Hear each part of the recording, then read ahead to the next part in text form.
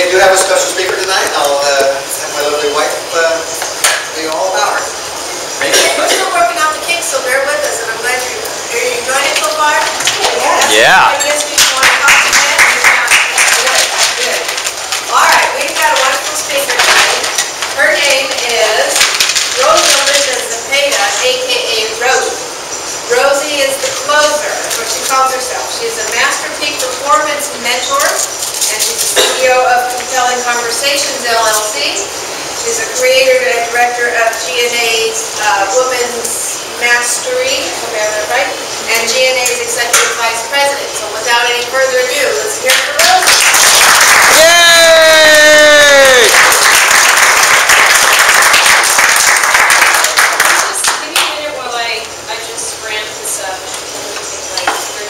You know, this was actually really helpful for me to hear what everyone does. I do want to thank all of you for being here, being part of the GNA, because as many of you will find out, it's not like the chamber and it's not like many other events, and you'll find that you'll create a lot of power partners. While this is wrapping up, I just want to talk briefly about the GNA Mastery. I know I have some cheerleaders for the GNA Mastery already in the room. I want to just briefly describe what it is, because there is confusion as far as it's not a mastermind. So this is a mastermind, right? And in a mastermind, we all get to learn about one another and through each other. And in the Women's Mastery is really to be able to master what it means to be a woman. Now, I know for the men, that might be a little bit confusing. You don't know if you're a woman. It's not that. What it is there's a series of modules that I put together where the big focus of it, of course, is business. Then there's, relationships. For example, there was one module that we did that was called How Much Are Your Relationships Costing You? And it had to do either relationship in business, or it could do, everybody immediately thought it was going to be romantic relationships. And then in our last module, we're covering spirituality. Because studies have shown that women coming together are the best support system. Stanford just came out with a study that said the best thing for a man, right, and those of you who are single men, listen, the best thing for men is to be married. The best thing for a woman is to have a group of girlfriends. So that came out of Stanford, and I can send you the link to that. So we meet every Wednesday, every first and third Tuesday,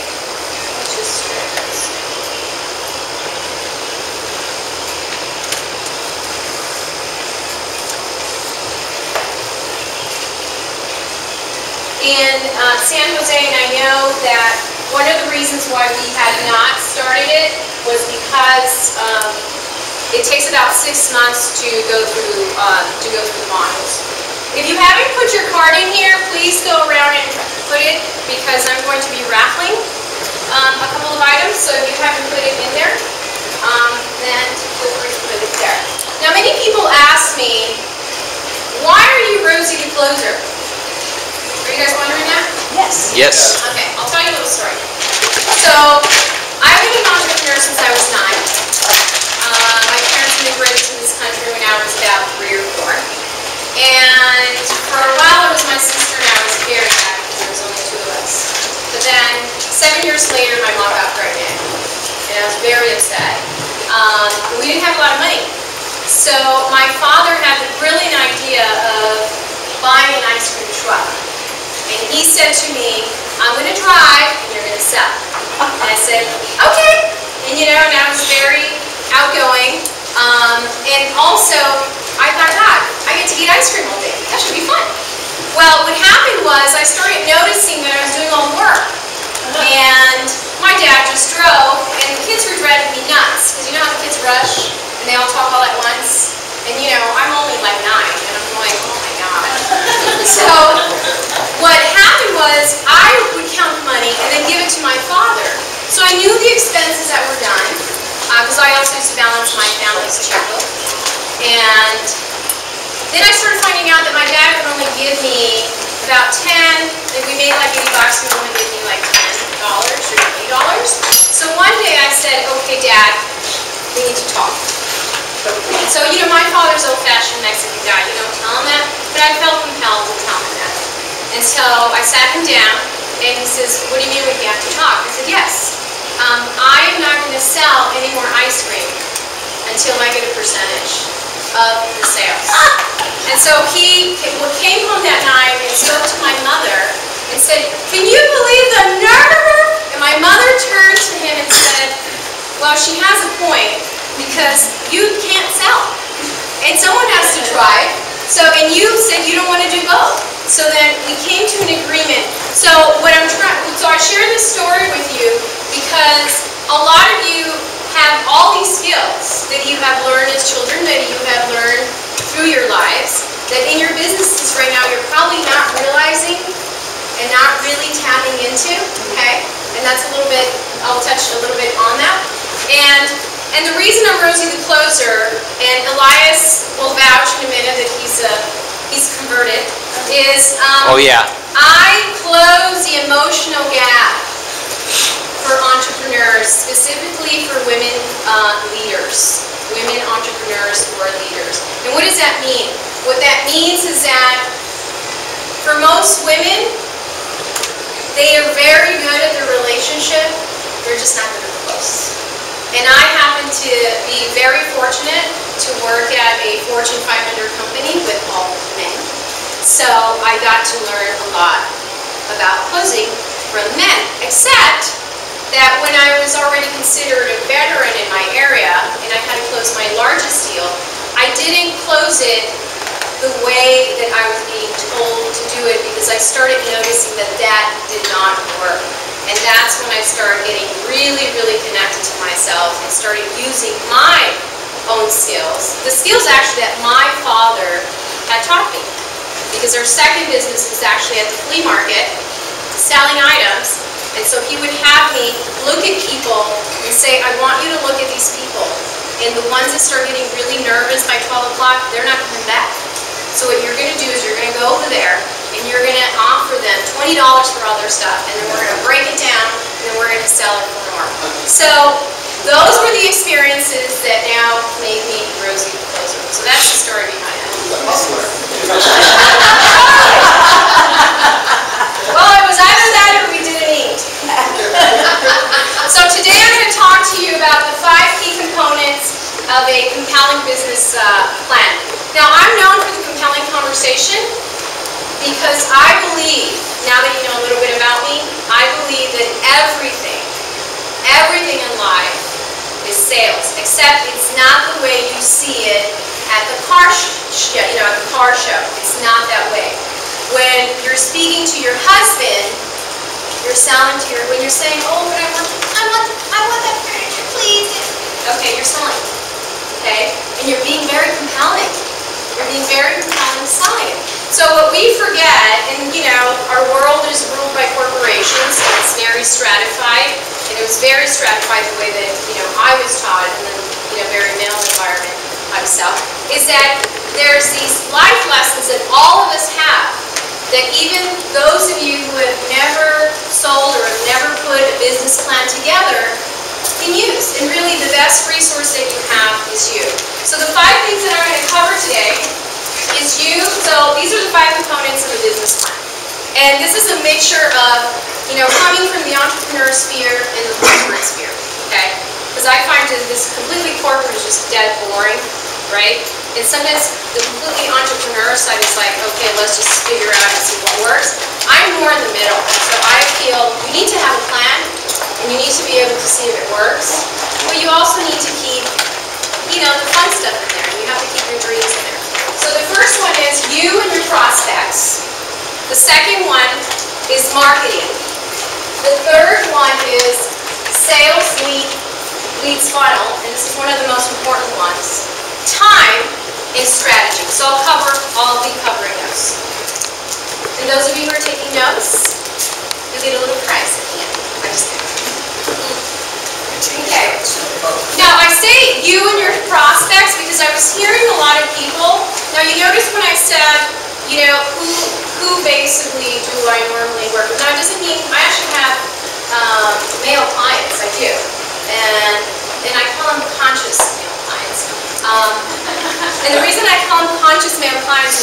because they're not going to come from the left sphere of, but wait a minute, you know the people, all the coaches in the room, you know the people who can't coach.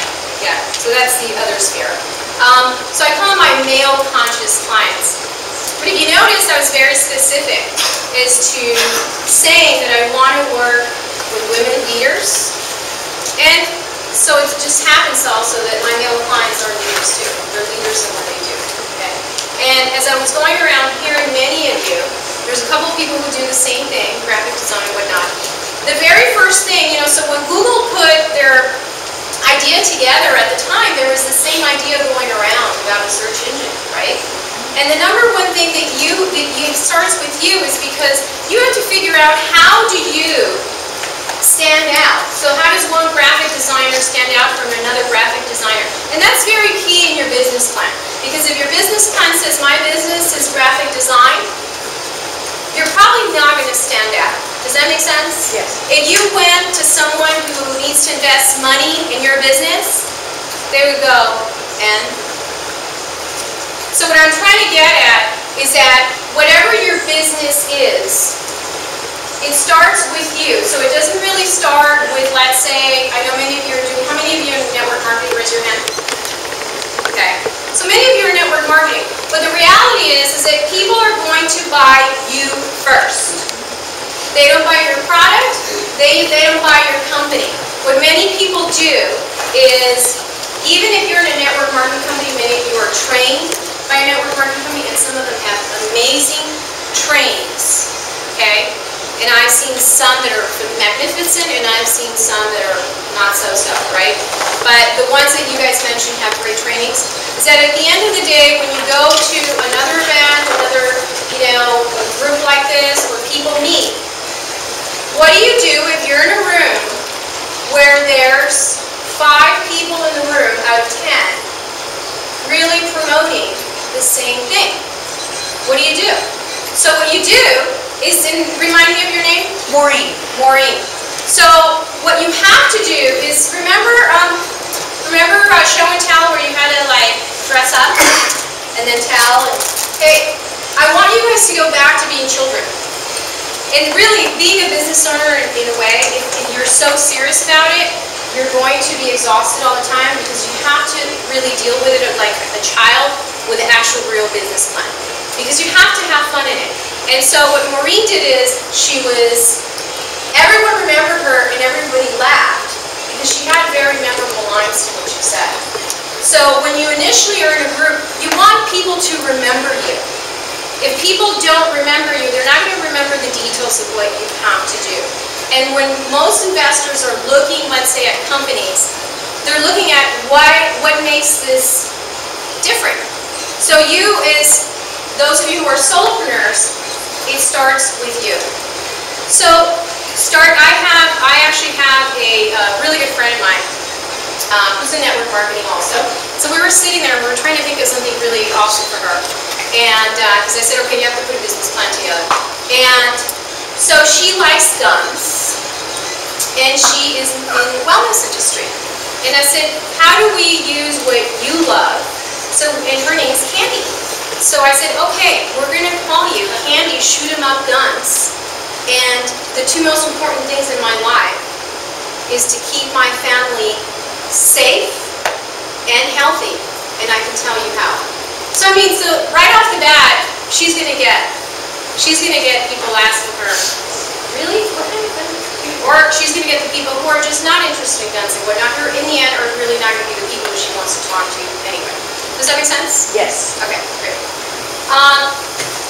So you have to know also what are your beliefs. And I say this because as a coach, I will not coach just anyone who wants to work with me. No. Because you as a business owner, you have to ask yourself, who are the people who have a similar belief system? Have you noticed how some businesses and churches just take off like wildfire? Yep. Has anybody noticed? Why do you think that's so? Because they believe. Because there's this common thread that people have that they're attending, first of all, community in a physical space where everyone believes the same thing. Like nobody's getting up there going, I don't believe that. Nobody's doing that. So when I've seen this, when there's usually a network marketing comes in and everybody believes in the way that it's presented and they buy into it, it turns out that it's like the whole congregation joins. And the reason it's easy is because they already have the same beliefs. Not only do they like each other, not only do they respect each other, they believe in the same thing. So that's another thing, is I've heard a lot of generalities in terms of who you're looking for. Start turning to yourself and saying, what are my beliefs? Who are the type of clients that I want to do business with? Because I can give you an example. When I first started a couple of years ago, and I left the corporate world after I almost died, so I was just like coaching anybody, right? And I would say, I'm a business coach and whatnot. And it really doesn't work, because I found I had a client, and I was kind of instinctual about it. I thought, I don't know. And let me tell you, it was like the worst experience of my life. So even if those of you who are selling a product right now, write down who are the people you want to do business with. And the likelihood is probably the people that have a similar background as you, similar belief system, that no matter what, you're going to create these really long-standing relationships with, because a long-standing relationship is the one that's going to keep giving you referrals. The one that just, for those of you in network marketing who just sign up, more than likely, they're not. You're not going to be memorable enough that now they're referring to you. Okay? And I just want to go back briefly to, so everywhere I go, I say I'm Rosie the Closer, and it gets attention. And people just kind of get it, like you kind of know what that means, or they'll say, well, can you explain a little bit more? Is, Barbara, for you, tell me something that's very special about you. That nobody knows. I'm on to change the world. You're on to change the world, okay? Tell me something about tell me something about you as a child that you loved. Baseball. So if do you still love baseball? Softball. Okay, I was a softball player. I played. I didn't like to watch this. Me too. I used to hate it then. I watch it now. I used to play. I was like, I don't want to watch it. I still don't want to watch it. It seems like a really boring movie. Exactly. So just as an example is, people are going to buy you first. You're the first sales point for them. And remember, when people are looking to do a transaction with you, they're not going to do it, think of the dates. Dating someone. All the dates, where it was first date, you know they didn't get married, it didn't work out. It's the same thing in business. It's really a series of dates for them people to basically turn to you and say, you know what? Yeah, I like to learn a little bit more about what you're doing. Okay? But the very first couple of dates that you have with people are really not going to be about shooting the breeze, but really about finding the synchronicity. Finding, what do you have in common? Does that person want what you have? Because you can't tell them what you have and you offer until you find out if they want it and need it. Okay? There? And what many people do, many people who enter into entrepreneurship, is they start talking about themselves, talking about the product, talking about the company and whatnot, and they really don't do the very simplistic thing like we did with candy is, you brand yourself, just create something that makes you unique and that makes you stand out, that's still linked to what it is that you're doing, and make people be curious about you.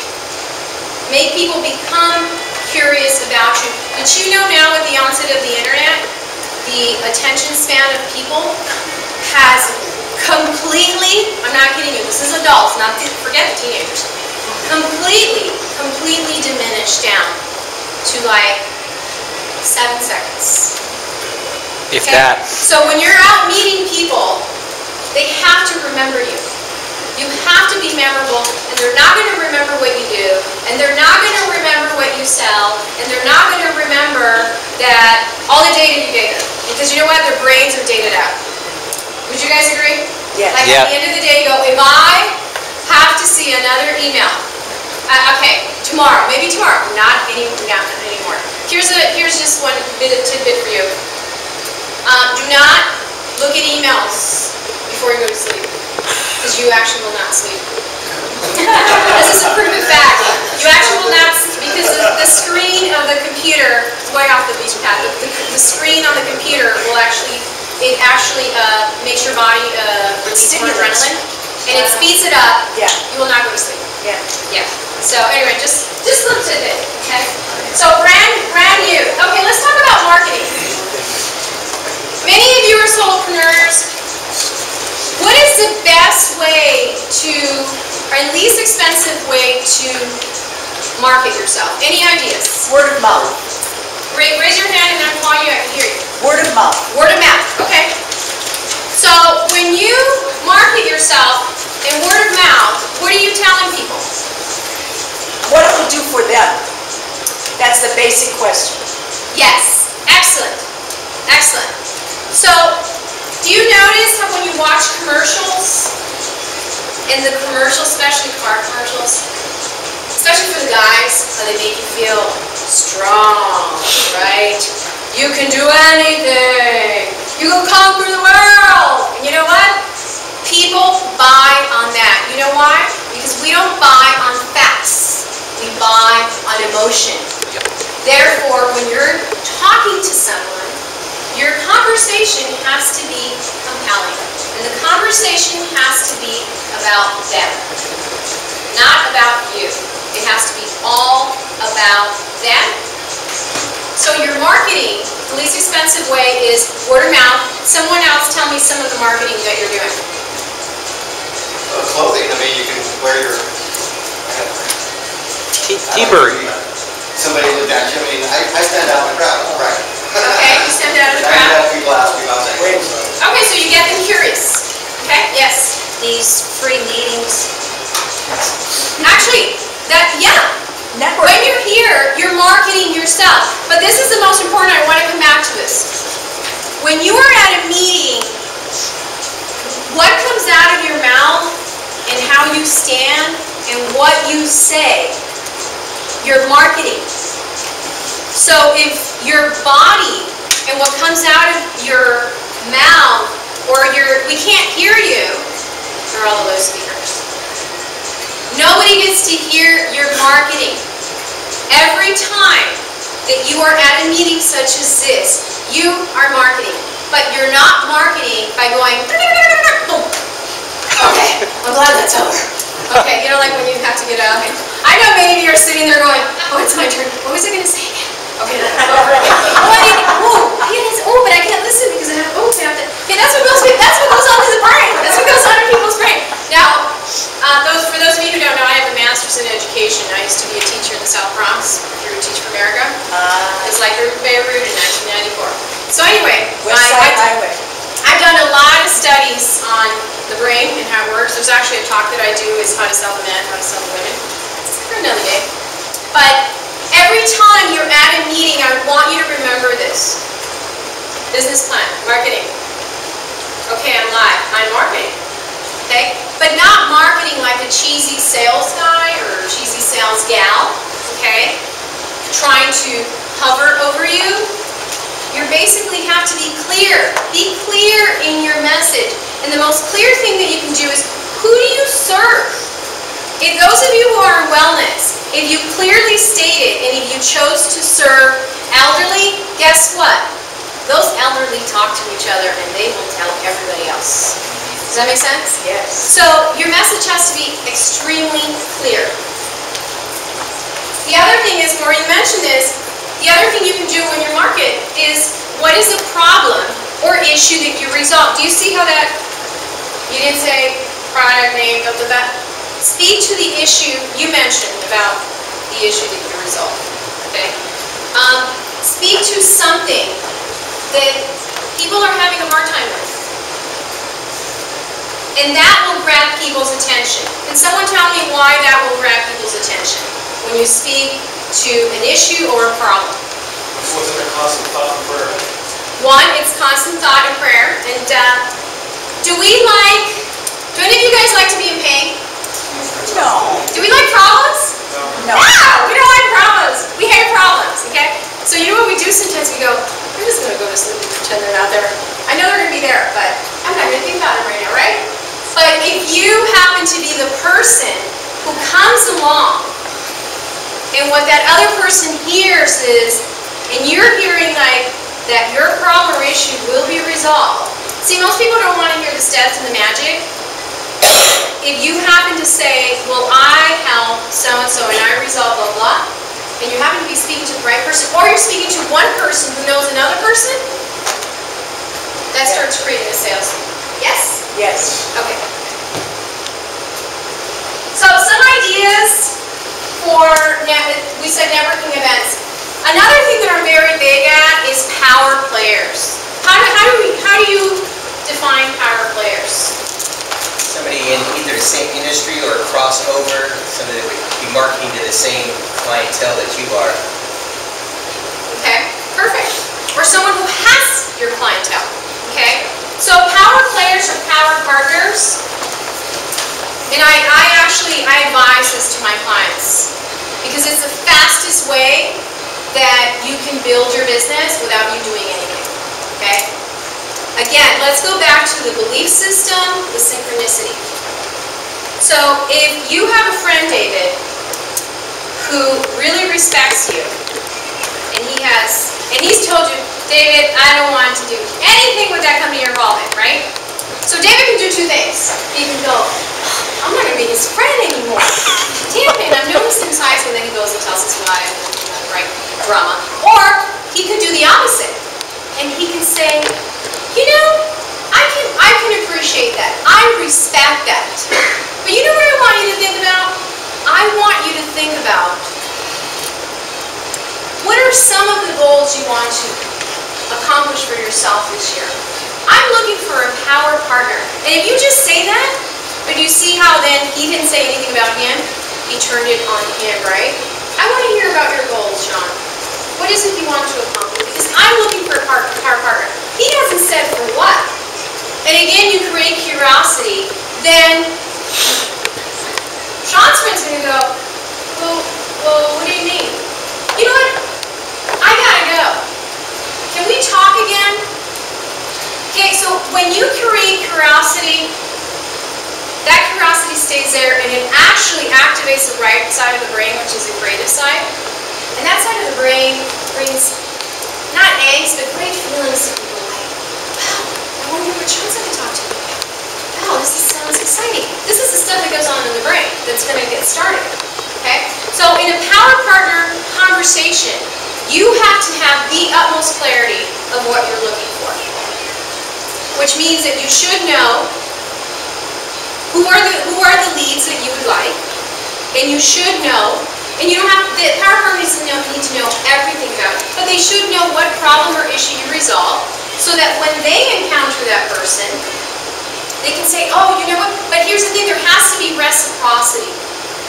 Because no one's going to give you something if you don't give. But the expectations have to be very clear. I've had some clients that in the beginning they're like, oh, well, so-and-so didn't want to do it. I said, well, we have 5 more people on your list. Keep trying. And so what ends up happening is you'll find, you don't need 10 people. You really need, there's this statistic that came out that there's about, we're going to be committed to maybe meeting once a month, right? Now that is a way of marketing, because they're marketing for you without you even trying. I just wanted to touch up on one thing really quickly. I think it's all about consistency, because you can come to one of these events once or twice, and then a lot of people will come once or twice to one of our events or another event, and they'll say, I didn't get any business out of it after 2 times, so I'm not going to come back. Well, look what you're missing out. I've been coming around for years. I'm from the Bay Area. I know T-Bird now, and because I know T-Bird, and he introduced me to Margaret and Dennis, and then I met Brian through T-Bird, look where we're at today. Look what happens because of those relationships if you're consistent. Right, Rosie? Right. So this goes back to people have to have consistency in seeing you, and people have to have consistency in knowing about you and what you stand for. That's why the network marketing companies and the churches just go crazy and everybody gets on board, because they already know each other. We've seen each other the last 20 years every Sunday. And so there needs to be, if there's not that trust already, yes, you can build it, right? And sometimes you can build it, you know, in a couple of touches, but in general, most people need about 6 or 7 touches, okay? Which means that you constantly have to be marketing to people. So Elias has a point. That means if you're not here, we forget about you, okay? The people in your community here, basically you're forgotten. Why? Because it doesn't matter if let's say you learn orally or kinesthetically or whatnot, most people, most human beings are very visual. Very, very, very visual. They'll remember if you went to a meeting as opposed to, you know, they're not going to say, well, I think you were here 3 meetings ago. You know, those are the ones that have the very analytical, you know, brains. So, finally, those of you who are doing cards, flyers, and internet, how many of you are doing flyers to market? Okay. And what are you doing with your flyers? Okay. So what I do with them is... Stand up and speak. Sure. And speak loud. So what I do with these is not much of the work as what I do before I get to these. So, yeah, I talked to a few people in the room. That's what I'll make later. Training I'm doing starting next week. Well, I engaged interest before I began Sean a flyer guy. If he's not interested in what I want to see, I'm not going to get him a flyer. Do give me one. Oh, okay. Let's save the drama for the end of the meeting. We're good. And they say it's Nice. women with the drama. I differ. So actually, but that's a great point. Because what a lot of people do is they go make flyers, and this is what I say, your marketing, whether it's in cards or whether it's in flyers, it has to be intentional. And it has to be intentional for the audience. How many of you have this card stack at home, and we have perfect business right here for that cards are just sitting there, right? Okay? You know, I actually don't carry cards anymore. I find that if there's synchronicity, whether it's going to be a partnership or whether it's going to be a possible prospect, I usually ask for cards. And actually, from the beginning, I only made like 12 cards. Now, that's because of the business that I'm in. Many of you might have to carry that, but what I'm saying is that when you're in a rush to give a business card, and it's like, remember, let's go back to the date, okay?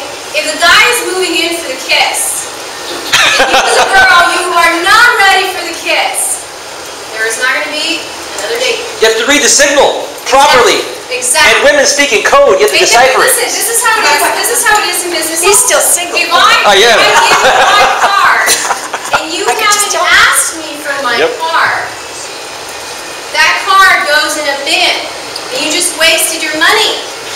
Okay? So what I mean by intentional marketing is you're always marketing, but it must be intentional. There's a purpose behind it. There's like, you know, at the end of the rainbow, the card is going to end up either to the right person or that person saying, yes, I really would like your card because I want to give it to my friend. We don't know on the there, but that is what's called intentional marketing. They asked you for it, you had a marketing material, and you gave it to them. Okay? Okay, let's talk about leads funnels. And so you got noticed, people getting, you know, to know you. Who here, besides Victoria, what is a leads funnel? It's a funnel, so everybody knows what a funnel is. Everybody knows what a leads is. But can someone paint a picture of what is a leads funnel in a business? The leads on one end and they drop out the other. Okay. So, yes, T-Bird. A lead funnel is you meet a lot of people, and I always look at somebody first as a suspect.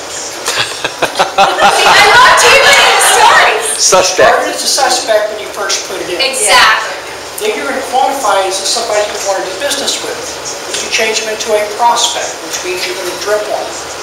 So you're going to work them down to the funnel. Just because they're not ready to buy today doesn't mean they won't be ready to buy later. Or they might have somebody else that could use your services. It's like for me, I'm more valuable to a lot of people as a referral source than I am as a customer. So it's working them through the system. You call it a drip system. They say, don't call me for 4 months. I have a particular system for how I contact you in 4 months. It's very simple. And I contact you in 4 months. And I always tell people, if you don't want me to contact you again, tell me. And I've never had anybody say, don't contact me. But you asked. I asked. You asked. Call me in 6 months. I call him in 6 months. Thank you, T-Bird. And he's right. But I want to paint a picture of leads funnel. So you know you have, let's say you have, I call it Target. You know, when they first came out, I used to live in New York. And so I was friends with all the graphic artists. They were really funny. And so I was like, oh, why did you do that? Oh, I got it at Target. And then I remember at first, I think that's when they first came out with the marketing, with the circle thing. And I was like, really? Is that a new store? And then until I realized that it was Target. You know, it wasn't Target, it was Target. So you notice that they have the physical store, right? That's a lead generator, because when you drive, oh, there's Target, okay? So if you see it, and if you want to go buy something, we got you in the door, right? Another one is online. That's another thing, because you can go online and browse and whatnot, and sometimes you buy, maybe sometimes you don't buy, right? So it might go from lead to sale pretty immediately. So leads funnel, I want you to think leads funnels in your business is what are the different ways that you are getting leads into your business. So one of them is through a power partner. Yes or no? Yes? Yes. Because listen, when you're a solopreneur, there's one of you, there's 24 hours. And you need to have a life, okay? Otherwise you burn out. So there's power partners, there's like paid referral systems, right, and you belong to those. There's this group, then there's your one-on-ones that you're doing. Maybe you're giving presentations. How many of you are giving presentations? Okay? That's a way that you generate leads. Is it clear now? Do you guys have? You need to have different ways that you're creating leads. Yes? Are you going to speak anything on social media as far as? Just a little bit, and let me tell you why I don't. Okay? I just speak a little bit on social media because I'm not a social media expert. And so what we're covering today is the business plan, right? What many people are doing, and for many people some of the businesses work, social media works really well. And it could be one of the funnels, okay? It could be one up. Now what I would strongly advise against is don't make it your only funnel. Because what happens the day that they're doing a change, that they always do, right? And you're going, I'm going to put a promotion. And you go, where do I put it? You know, because they're changing so many things on Facebook, right? So that is another means of getting leads.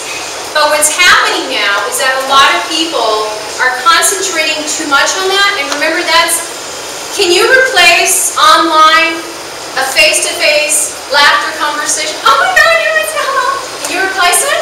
No, you cannot. Because on social media, you still have the static, right? And until you become a professional marketer, and you're able to do the, exact thing that psychologically gets people to go, oh my God, there's so much wording, oh, where's the button to buy, boom, right? In the meantime, you use it as a way to create a funnel. That's one of your funnels. But I've seen a lot of people that is the only way.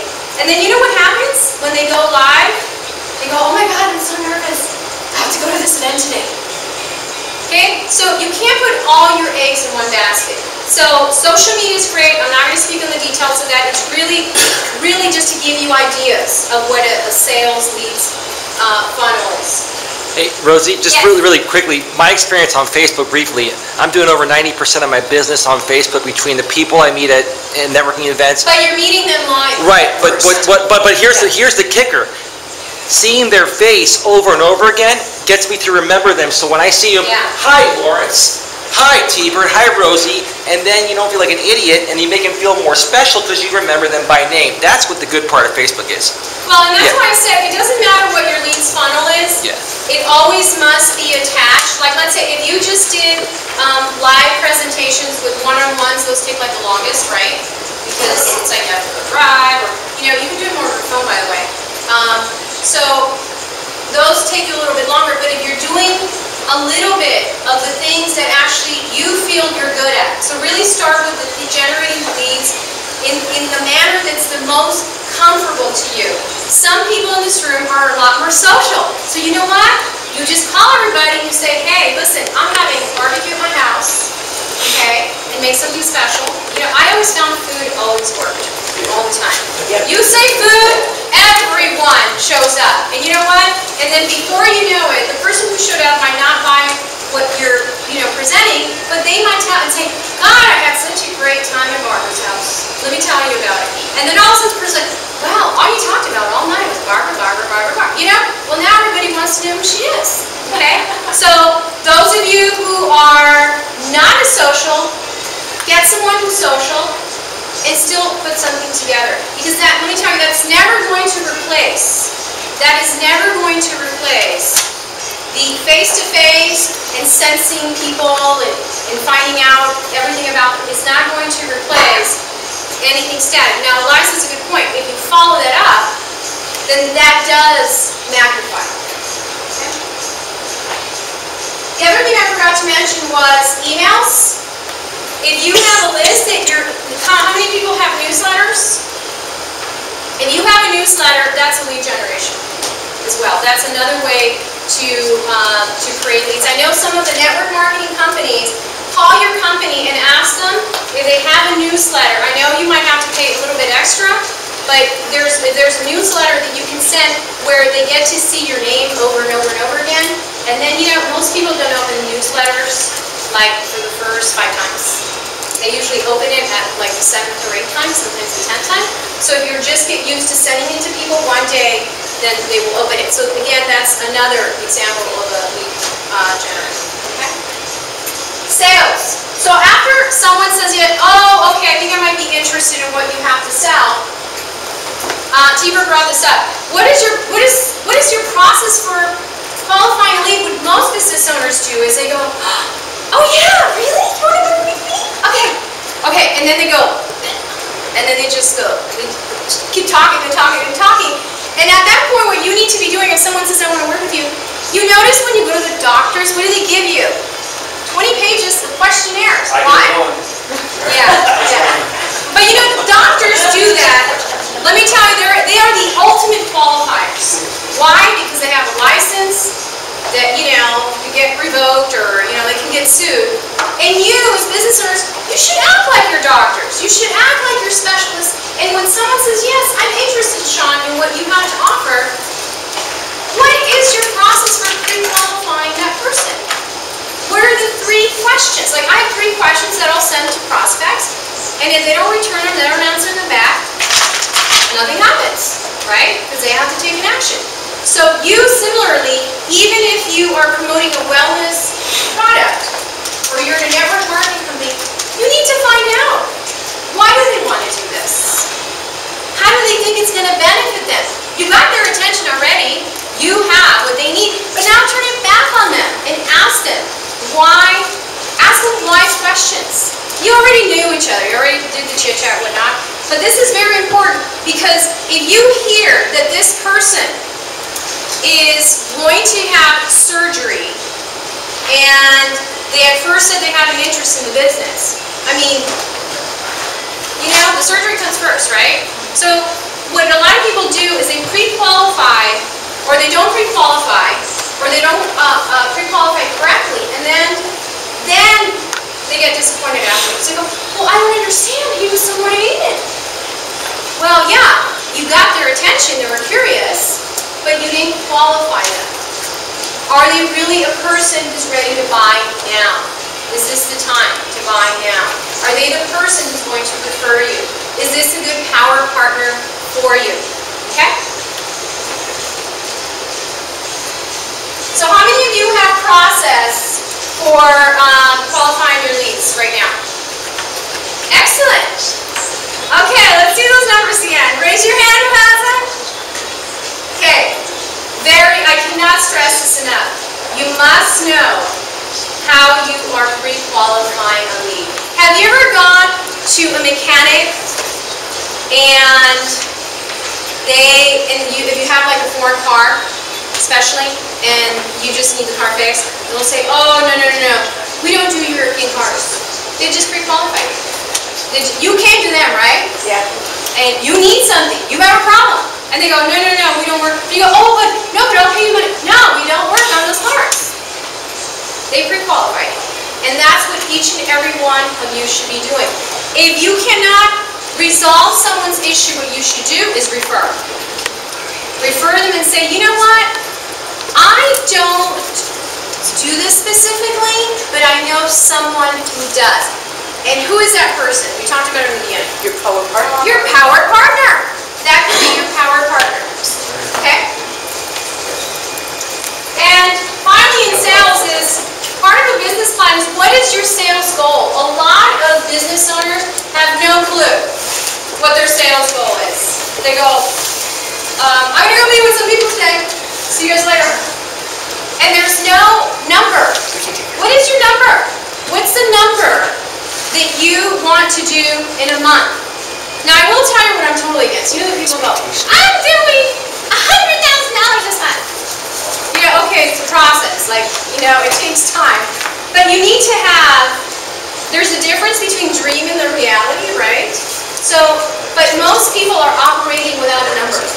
Most people are not tracking, I did so many live sessions, I did so many these conversations, I pre-qualified these many people, and really at the end of the day, when you get moolah, it's based on numbers. It's based on activity, and it's based on you tracking that. Now, you don't have to sit there with a spreadsheet and do any of that, but you need to have an idea of what that number is, because if you don't have the idea, then it's kind of like you're throwing darts and saying, well, I think I have a business. I think I have a business. I don't know. Maybe I'll get that number over there. Okay, finally, or second before last, time. What is the time frame from the time you market to the time that you close a deal? Because if in the beginning it was taking you 3 months, it's taking you a month, then you're improving, right? But as of right now, ask yourself, how long does it take in my business from the time that I'm marketing to the time that I'm closing? And that will also tell you whether you're marketing to the wrong people. Because if you're marketing to people who keep saying maybe, yes, I don't know, maybe, that time frame is going to be very long. Okay? And what is your sales cycle? So the sales cycle is very similar to marketing, but really once someone enters the sales cycle, it's the time they say, I'm curious, I'm interested, and then how long does it actually take you to take them through that cycle? Now, some of you sell products and it might take 2 or 3 presentations, right? I personally believe that you shouldn't have to convince anybody. And that's how I sold in the corporate world. I think people should close themselves. But there's a way of doing it. Okay? And your presentations, how many of you here are doing presentations weekly? Okay? Are you standardizing your presentations? Or are you just kind of winging it? Both. Thank you for giving her a round of applause for being honest. Both. We have to celebrate. I mean, I know as business owners sometimes we fly by the seat of our pants. But I have to tell you, just tonight, write the 3 things in your presentation each presentation absolutely has to have. Because there has to be a way for you to, again, let's go back to the doctor's office. They go, okay, we'll sit down. And it has to be similarly in your business. You know why? Because when people get a sense that you have a process to what you do, 1, they respect you more, and 2, they want to work more with you. Why do most people go to Subway or any franchise? They know what they're going to get. And there's a process. Okay, open that, check, check, check, check, check. Okay. Again, let's go back to the brain. We have a sense of security when we know that the other side, that if I tell Barbara one thing and about my process, and then I switch it up and I tell her another thing, what happens there? And then their best friend, well, why did she tell you that? She didn't tell me that. So what ends up happening is the trust you build ends up being fractured. Okay? Even if you did nothing wrong, even if you're an honest person. That is why systems, that's why most companies have systems in place and processes. And I don't care what it is that your business is, the minute you tell someone, this is how you can work with me, or this is how I can introduce you to blah, blah, blah. If you tell them and tell them in 3 things, just use 3 because the brain can handle 3, people will go, wow, she really knows her stuff. Okay, it'll just make it easier for you. And it doesn't matter, it could evolve later, but always try that out, and I will guarantee you that it does work, because what happens is you're giving people an expectation of how it is to work with you. There's no confusion. Because later it's not like, well, you told me, and whatnot, okay? The other thing is, how many of you are reviewing your business using time? Are you reviewing your business quarterly? Are you reviewing it halfway through the year? So part of a business plan is you need to review your business. So tonight set the intention of how often, start with something that's comfortable, are you going to review where your business is at? You know why? Do you know how fast time flies? Yeah. And all of a sudden a whole year has gone by, and then you don't want to be left with that sunken feeling of like, oh man, what have I done? Okay, I'm going to start, and then what happens is we start off like Wonder Woman and Superman all over again, right? And so we don't end up being clear, right? Because we want to fly in the sky, okay? We want to get high with our ideas.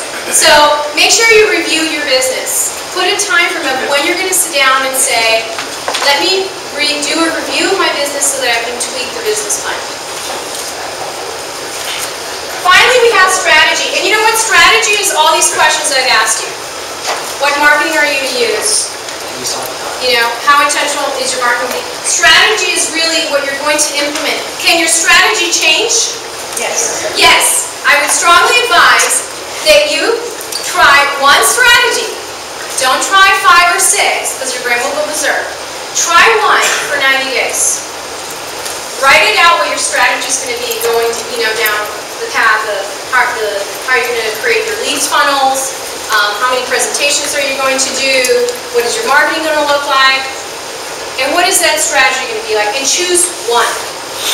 Because if you choose 3 or 4, you know what's going to happen is you're going to get up one day and you're going to be confused, and then you might have that meeting that's going to be like the greatest meeting ever, it could have been, and then you're going to end up confusing the other person.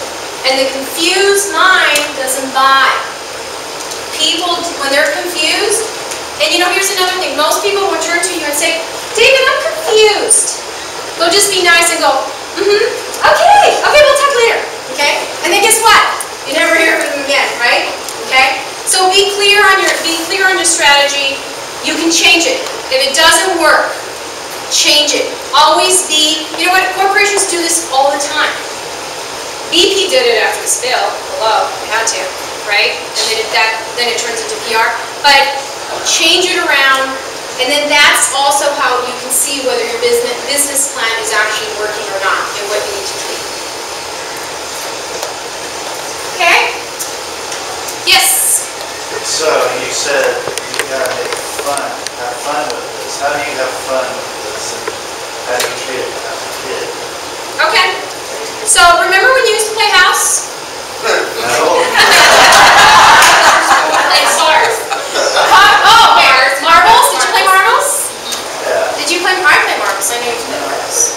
Okay. So the way that you make, so let me tell you a little secret. People make their business very difficult, and they do it in 2 ways. How they make it difficult. On the one way, they get really over-analytical about everything. They get really controlling, right? I have to do everything. Whatever, okay? You don't have to do everything, okay? Or on the other hand, they're loosey-goosey. Oh! It is a beautiful day. Let me see, who do I call? Okay? And so there's a confusion there that happens, that in there what's missing is the plan. So what you do is you get up, like on the days that you want to get up loosey-goosey. You know, think of the fact that you are the boss of you. No one tells you what to do. No one tells you what time to get up. But remember this. If you're not involved in your business, nothing happens. Nothing moves. So the way to infuse the fun is treat it like it's easy. Yep. Ask yourself if you chose this. Now, here's another thing for those people who are in the wrong business, because I know there's some people here who are in the wrong business. Never choose a business because of the money. Absolutely not. You will fail miserably. You have to be in a business that you get up and you enjoy. You have to get up in the business that no one outside of you has to motivate you. That you know why you're doing this, okay? And I'll leave you with this. Let me tell you why I do what I do. So in 2009, I almost died. I had a tumor in my adrenal gland, and I ended up at Stanford, and I was in catch-22.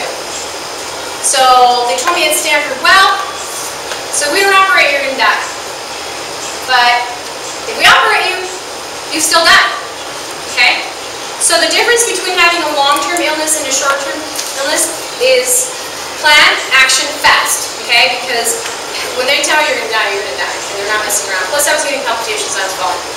So you make a decision. And I made a decision at that point that I wasn't having fun with what I was doing. And that I wasn't free. And that it wasn't me in there, that I had to become someone else in what I was doing. And you know, in my corporate job was actually great during the time that I was ill. But what I'm saying is you always go back to you, and you always have to do the introspective and asking yourself, if you are not in the business, if you're not enjoying your business, get out, and it's okay to start again. And you know what? You will have more success, because if you're in a business right now only to make money, you will fail miserably. If you're in a business you don't believe in, that you have to force yourself, go look at yourself in the mirror and go, okay, I'm going to do this, I'm going to do it. Okay? That is not fun. I realized that I love what I do. I absolutely was doing it all along. You know, I'm the oldest of 4 kids. I was always bossing everybody around. Or in corporate, I was telling the director of sales what to do, or I would look at presentations, and then I'd say, okay, let's talk. So I was already doing it, and I found that that was fun. Okay? When I was a teacher, those of you that I spoke to, I was a teacher in South Bronx. I remember, and I thought, God, I hate these kids now. And I saw it as a job. And one of the teachers told me, if this is just a job for you, you need to leave. If you're not having fun with the kids, you need to go. And at the time, that was one of the hardest things, one of the hardest decisions, because I knew I was going to disappoint my father. I knew, because he was like, okay, I didn't become a lawyer. He was already disappointed. And then so when I said teaching, he's like, okay, that will do. You'll have a secure pension. And of course now I say, so Dad, what happened to the secure pension? He goes, oh, honey, you were right. You were right. Now he says it, but what I'm saying is, don't do anything out of fear.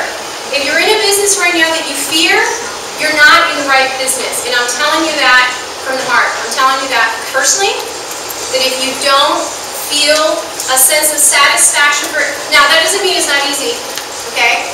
But you're able to cross those barriers and find solutions for them, as long as when you think of the other end and what you're doing, and if that brings joy to you, then you're in the right place, okay? So having said that, there's no other question.